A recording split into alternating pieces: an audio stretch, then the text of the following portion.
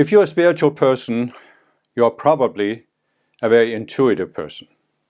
I have met people on the spiritual path who are very intellectual, but most people I met have at least some intuition. So where does intuition come from? And I'd like to propose that in its purest form, intuition comes from your higher self. So what is your higher self? Well, I have given a video that's called How the World Was Created. And it explains in much greater depth than I'm going to do here how the world was created and why. But the important thing to realize about the higher self is that it's the permanent part of you. It's the part that cannot die, cannot disappear, cannot be lost. And this is important because a lot of people will say that the greatest fear we have as human beings is the fear of death. But it really isn't the death of the physical body we're afraid of as much as it's the death that we could, or it's the fear that we could cease to exist as individual beings. And this fear, of course, comes from the ego, or what I've called all of these subconscious selves, because they will at some point cease to exist. They are mortal, they are based on an illusion, they have no reality in them. And so you have this entire concept that I've talked about in several of my non-duality videos, that the spiritual traditions say that the goal of your spiritual path is to achieve a state of no self. And the problem I have with that, well, I have two problems. First of all, intuitively, it never made sense to me. But the other problem I have with it is that, of course, it activates people's fear that you could cease to exist as an individual being. Because in most of these non-dual teachings, as in Advaita Vedanta, as in general in Eastern philosophy, there's only the separate self and Brahman, the undifferentiated Brahman. But what the Ascended Masters do is they put something in between. In fact, they put, as I explained in the other video there, How the World Was Created, they put a lot of layers in between. But the important thing for this discussion is that there is a part of us, there's a part of you that is not a mortal being. And it cannot cease to exist no matter what happens here on earth. No matter what mistake you could make, no matter what you might have done, no matter what might have been done to you, it has not affected your higher self or your I am presence because it exists in the spiritual realm. And the spiritual realm is a level of higher vibrations than the material world.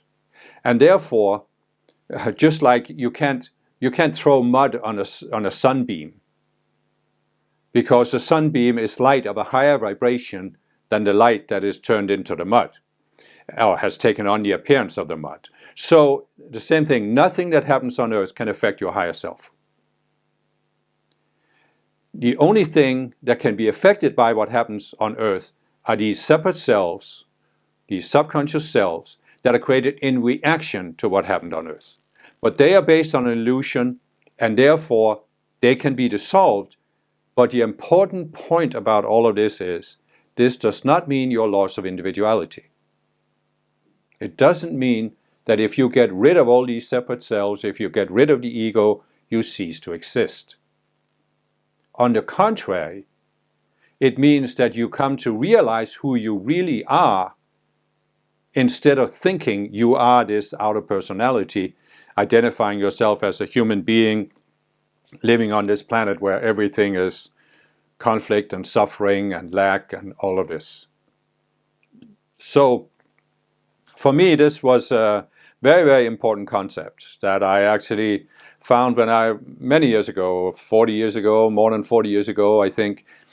And when I first heard about it, it was in my second spiritual movement, and the I Am Presence was portrayed a little bit like this, the traditional image of the wish-fulfilling God up there in the sky. You know, they had what they called the chart of the I Am Presence, where the I Am Presence was this figure high above you, and you were down here, and then there was a self in between. It was called the Christ self, which was the mediator. And so there was a gap. First of all, there was a gap between you and your higher self, but there was also many people would pray to their I am presence. Mighty I am presence, help me with this, or show me this, or tell me this. And I'm not saying this was completely invalid, but it's not the highest understanding of what your higher self is.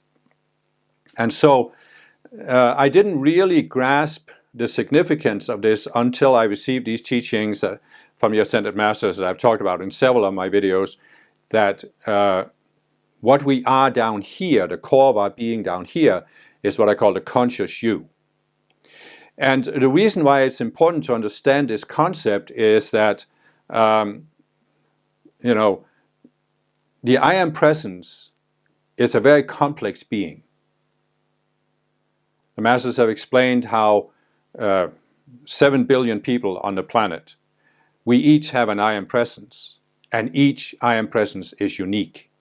But of course there are innumerable other planets with intelligent, self-aware beings. They also have I am presences, and they are also all unique. So in order to have that many I am presences, where each one is unique, the I am presence has to be very complex.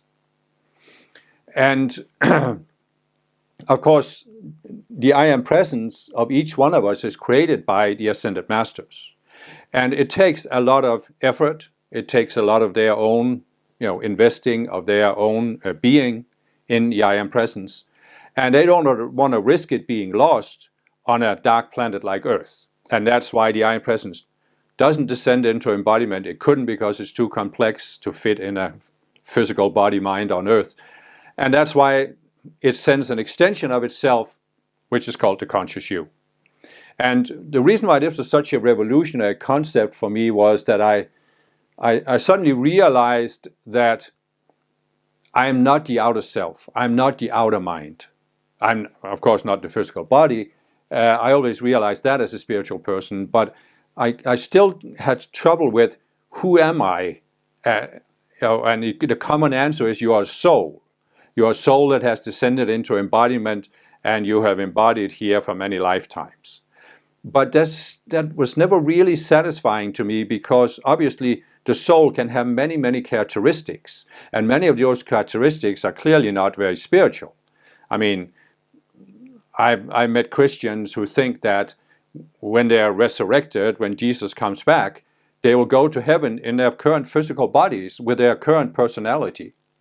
And it was always obvious to me that my outer personality isn't ready to go to heaven, or can never go to heaven, because it was obvious to me that beings in heaven, or the spiritual realm, don't go around treating each other as human beings do on Earth. And so it was very helpful for me to realize that the outer personality, what many people call the soul, is something that we have taken on here on Earth in order to function here on Earth, and also in reaction to what has happened to us on Earth. But we are still the conscious you, and the importance of this is that the conscious you is, I've called it pure awareness, because it doesn't have these characteristics that are found in the outer personality, which means that we can step outside of them. And we can, as I've explained, we can let these separate selves die and just let them go. We don't have to solve the problem. And this gave me, for the first time, really an understanding of how the spiritual path works and why it's possible to walk the spiritual path.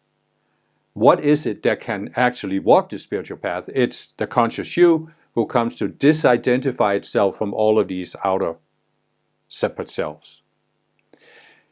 And what happens then as you let go of all of the elements in the outer personality, these separate selves, these subconscious selves? What happens?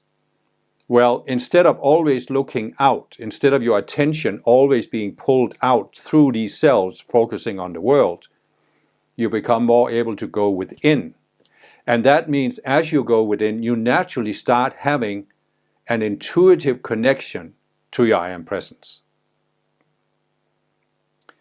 And this is a little bit of a tricky period. And I will admit that for me it was it was a difficult transition to make. And the reason why it's tricky is that we have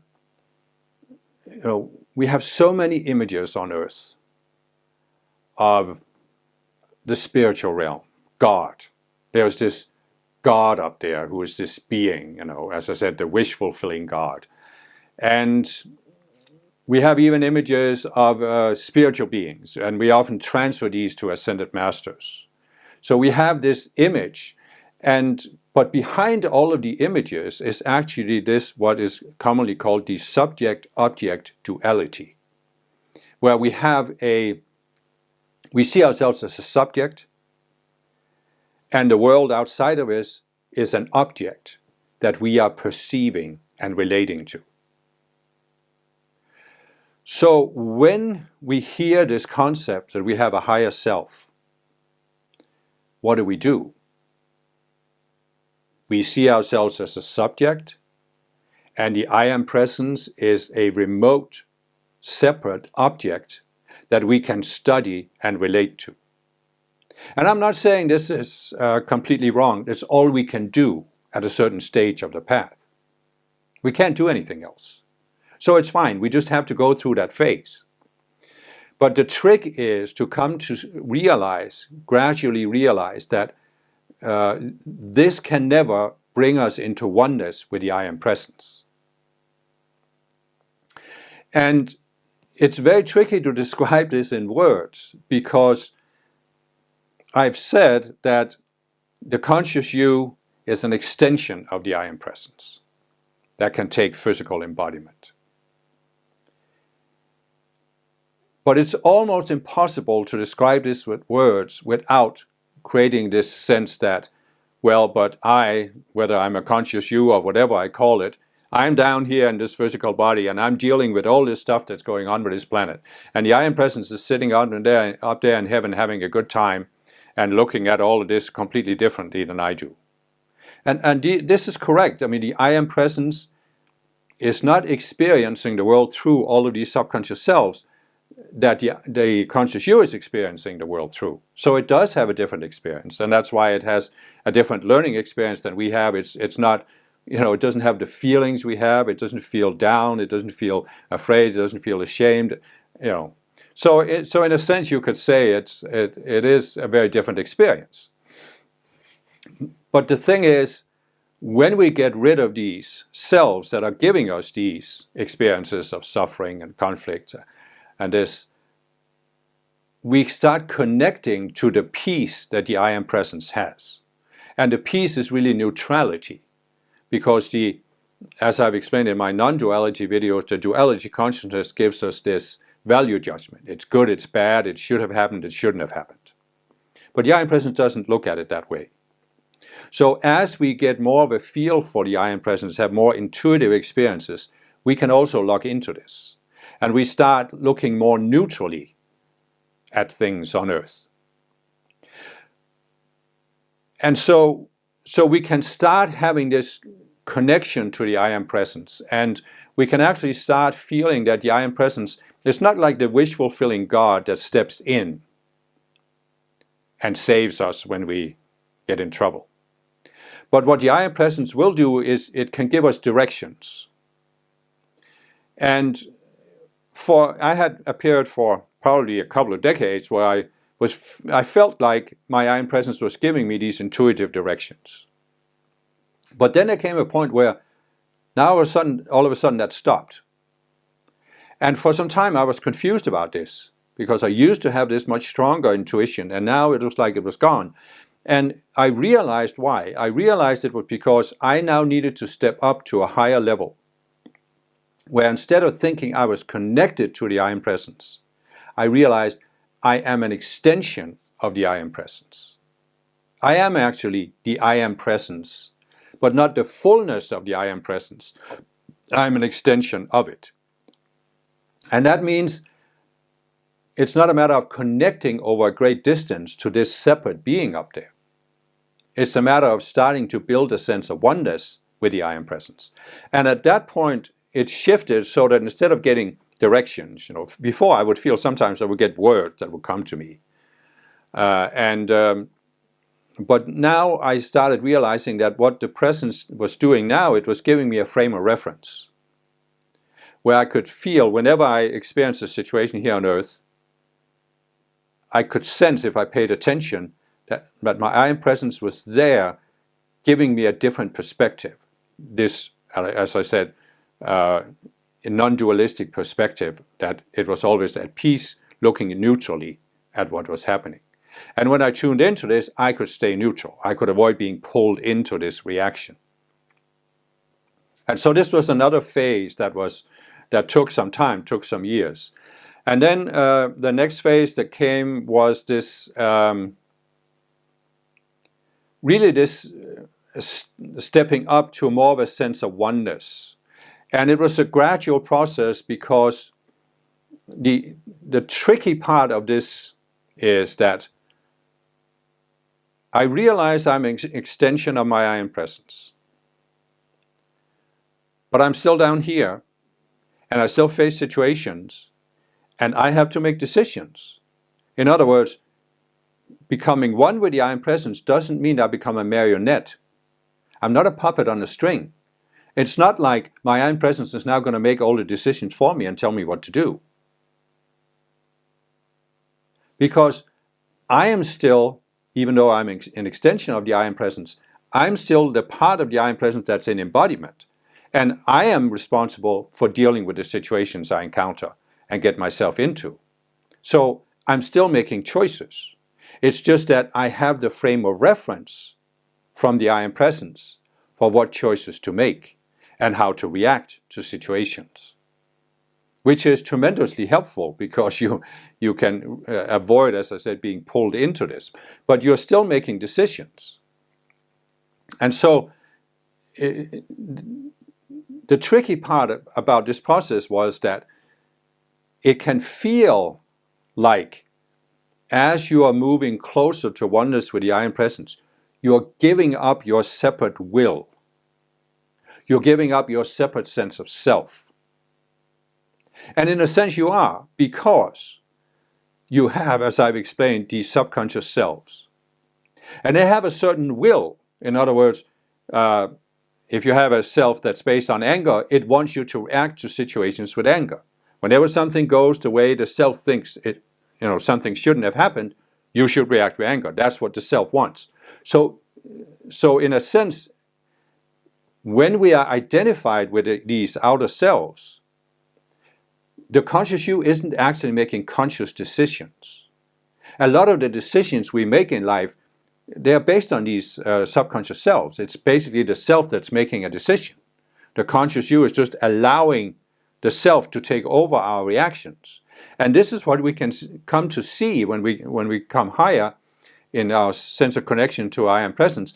We see that this is an outer will, and we can come to realize that it always gets us into trouble, and we don't really want to choose that way anymore. But it's just that some people, they go too far with this and think, oh, I don't want to make choices. They don't want to take responsibility for themselves. So they want the I am presence to make choices for them. And that's what the I am presence will not do when you are ready to step up to that higher level. Because the I am presence doesn't want you to be a puppet on a string. So it's a little bit tricky. You're going through this process where you're losing these subconscious selves. So you're both losing your sense of who you are based on these selves, and you're losing your outer will, your ego-based will. And so there can come this period, and I went through it myself, and it took me probably at least a couple of years, where I almost felt like I was a nobody. Who am I? I'm a nobody. I don't really have any particular desires. There's nothing I really want to do on earth. Nothing I feel I have to do. And there was like nothing was really engaging me. Nothing was really important. And, that's not a very, it's in a sense, it's a peaceful state to be in, because you don't really get disturbed by a lot of things. But on the other hand, it's also a very bland state of mind to be in, because nothing really matters. So here you are, you're still alive, you're still in this physical body on earth, but it's like, you don't really want to be here. And so it took me some time to work through this, where I found this more of a balance, where I know I'm an extension of the I Am Presence. I know I will eventually ascend back and reunite with the I Am Presence. But as long as I'm here, I want to make the most of it. I want to engage in life. I want to, have things that are important to me to do. It's just that you are no longer doing them from the outer selves. You're no longer doing it from that obsessive compulsive need of the outer self, whatever that need is. And so you can feel that you are making decisions, but you are still one with that I Am Presence. So some of the decisions are actually inspired from the I Am Presence. It's like the I Am Presence still has things it wants to do. It still has things it wants to express. I mean, I felt, for example, I had a couple of years where I felt I was in this state, where nothing really mattered.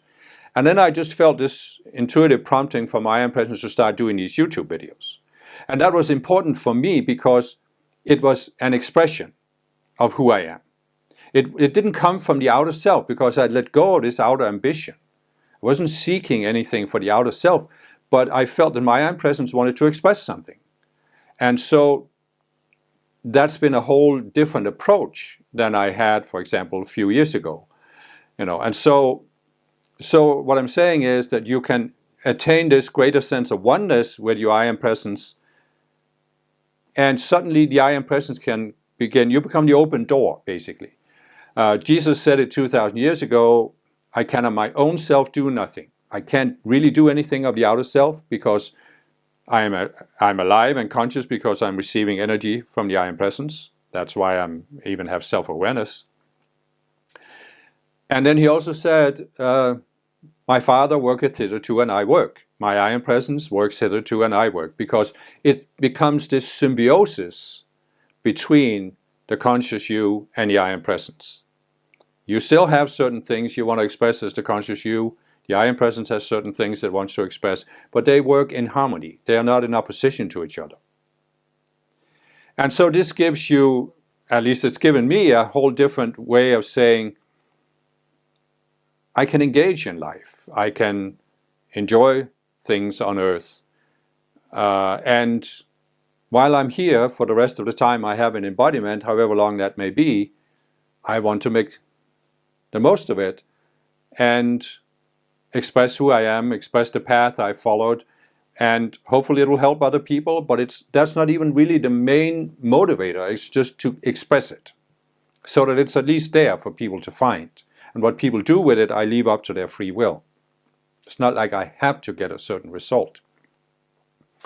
So these are some of the real advantages of coming to this, realizing that you are the I Am Presence, because it means that you can see that there's a continued existence.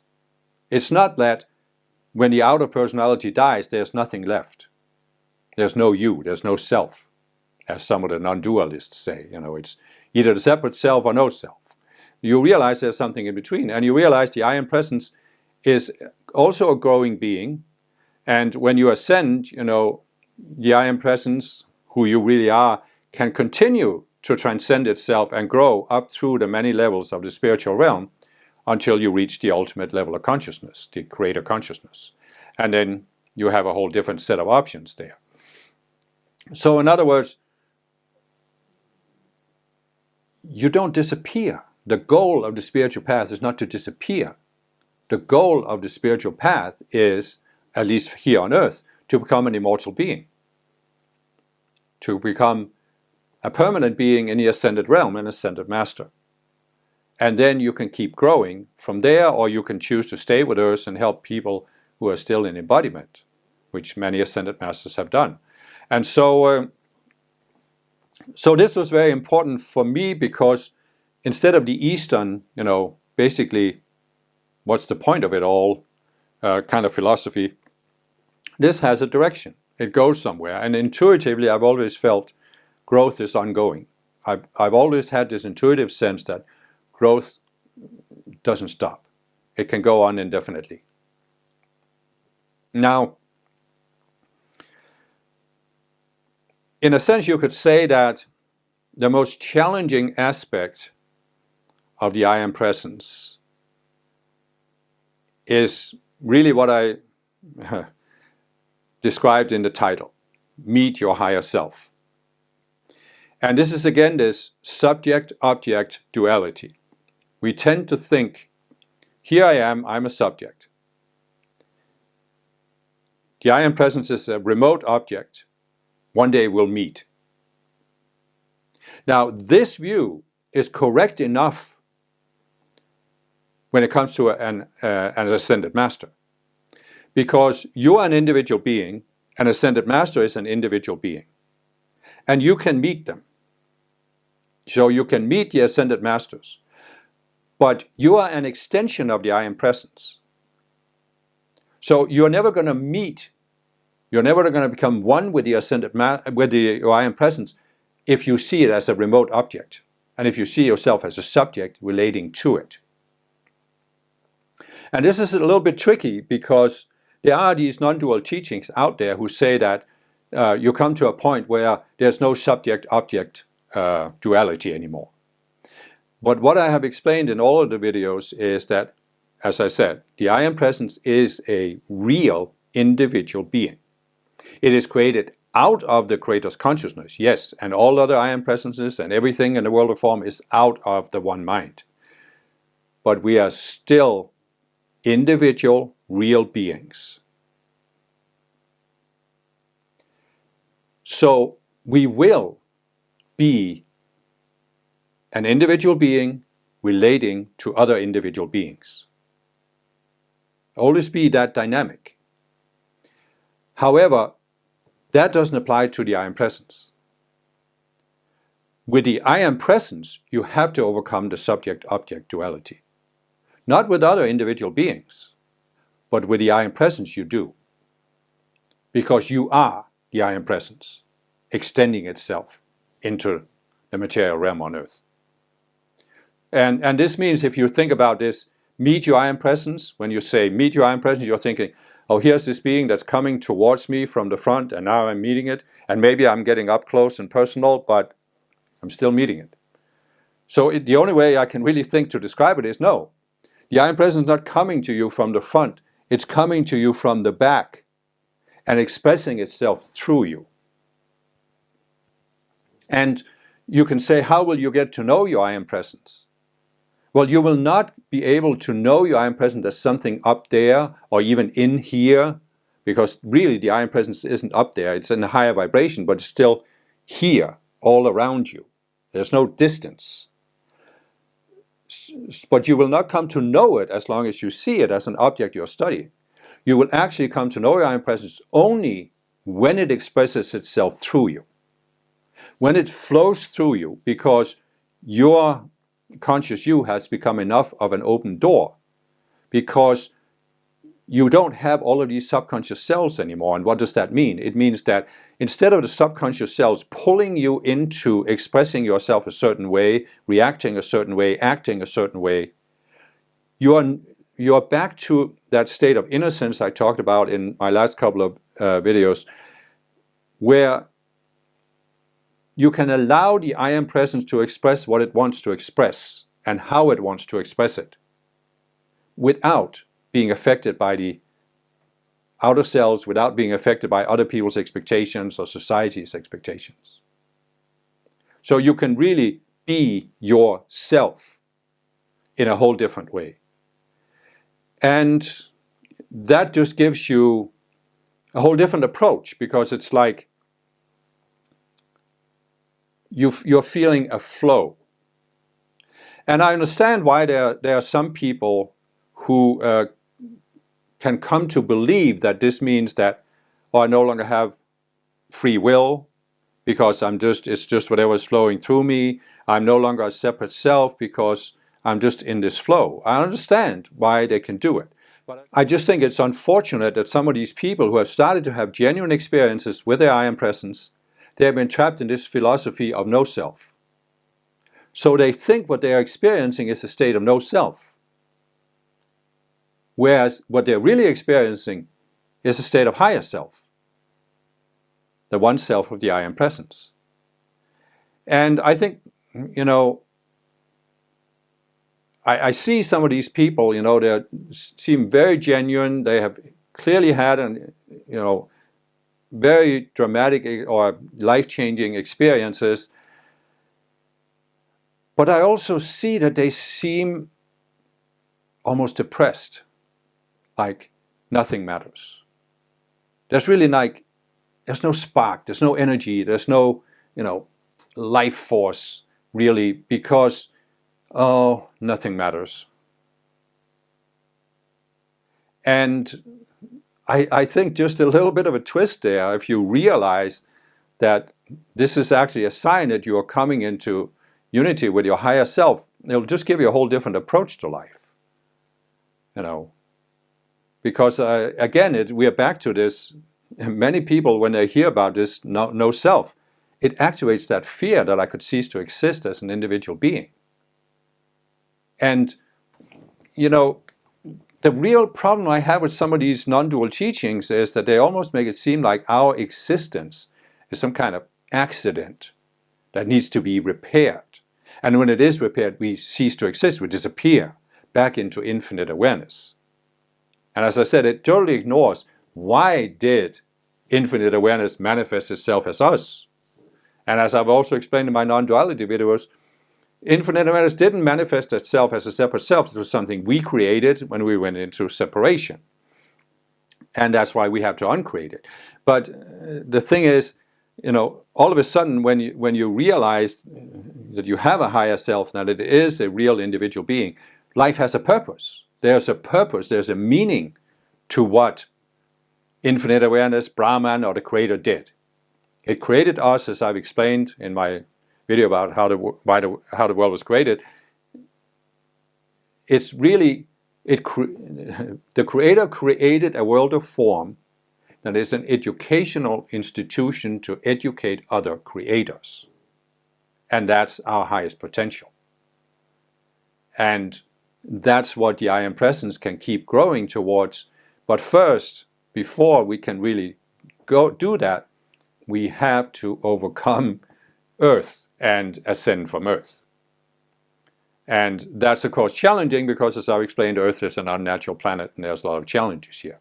But still, when you realize you have the potential to overcome, because the conscious you is not really affected by anything that happens on Earth, and the I Am Presence is not affected, and in fact the I Am Presence has a positive learning experience, life experience from anything that has ever happened to you on Earth, then you can kind of, at least that's what happened to me, you can make peace with being on Earth, and you can say, okay,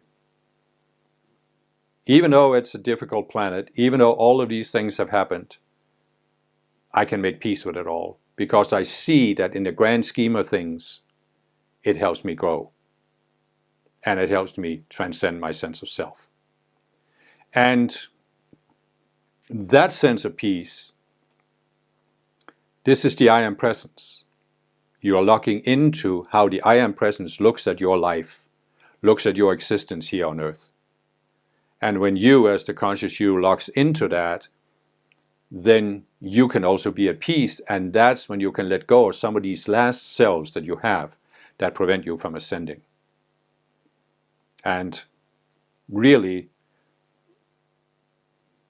it just gives you a totally different approach to life, a totally different, and a completely positive, life-supporting, life-affirming approach to life. And for me, it's just, a huge difference from how I felt after I had been through this meditation course, and I thought, oh, what's the point of it all? Does it lead to anything, And it's just so much more fulfilling and so much more enjoyable. And I just wish that everybody could experience that, and especially all sincere spiritual students could experience that. And it comes from only one thing. I've said it before in one of the other breakthrough videos, that really you will never feel fulfilled, you will never feel whole until you start having this sense of oneness with your I Am Presence. Because this is who you are. There is nothing in this world that can fulfill you. There is nothing in this world that's fully satisfying to you. It is only oneness with your own higher being that will give you complete sense of wholeness. And naturally, I wish that for everyone.